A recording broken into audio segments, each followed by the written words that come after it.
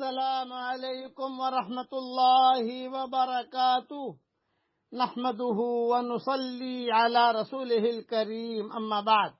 آج کا سبق سن لیجئے۔ آج کے سبق کی سرخی ہے زنا سے بچیے، پارٹ نمبر 32۔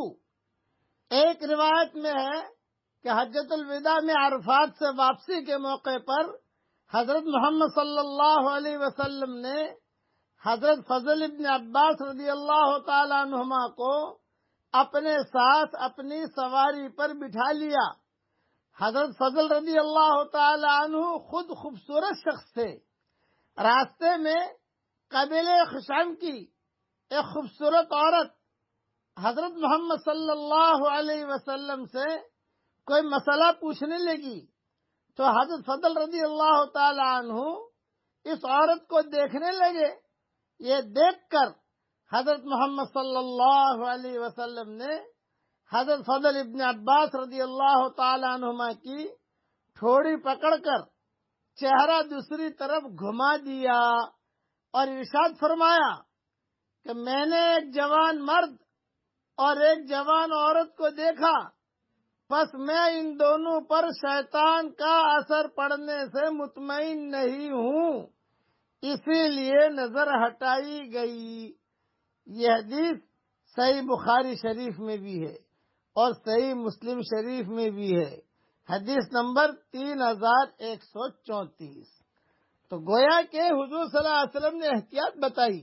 آج کل تو سب ایک ساتھ جمع ہوتے ہیں اور کہتے ہیں کہ تو میری بہن ہے، میرا دل تو بہت صاف ہے، بالکل میرا دل تو گندا نہیں ہے، اور لڑکیاں بھی کہتی ہیں کہ میرا دل تو گندا نہیں ہے۔ یہ باتیں سب چھوڑ دو۔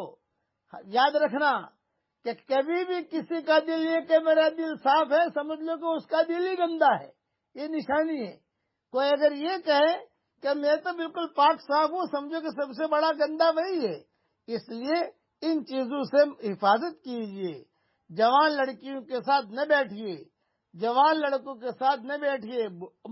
عورتوں کے ساتھ بیٹھنا ہی گناہ ہے تنہائی کے اندر، جو نامحرم عورتیں ہیں۔ ہاں، اور جو محرم عورتیں ہیں ان میں بھی نظر احتیاط سے ڈالنی چاہیے۔ قل للمؤمنین یغضوا من ابصارہم جو ہے، یہ گھر میں نظر نیچے کرنے کو کہا گیا ہے، اس کی مستقل تفصیل ہے۔ یہ ان کے گھر میں آؤ تو بھی نظر نیچے رکھو، خواہ مخواہ نظر مت دوڑاؤ بچیوں کے اوپر، بیٹیوں کے اوپر، پوتیوں کے اوپر، بھتیجیوں کے اوپر۔ یہ مستقل مضمون ہے جو اپنے وقت پر انشاءاللہ بیان کروں گا۔ اب پڑھ لیجئے میرے ساتھ۔ حضرت عائشہ رضی اللہ تعالیٰ عنہ سے روایت ہے کہ حضرت محمد صلی اللہ علیہ وسلم یہ دعا مانگا کرتے تھے، پڑھیے میرے ساتھ: اللہم اجعلنی من الذین اذا احسنوا استبشروا وَإِذَا أَسَاءُوا اسْتَغْفَرُوا۔ پھر سے پڑھ لیجئے: اللہم اجعلنی من الذین اذا احسنوا استبشروا وَإِذَا أَسَاءُوا استغفروا۔ ترجمہ پڑھ لیجئے: اے میرے پیارے اللہ، تو مجھے تیرے ان اچھے بندوں میں شامل فرما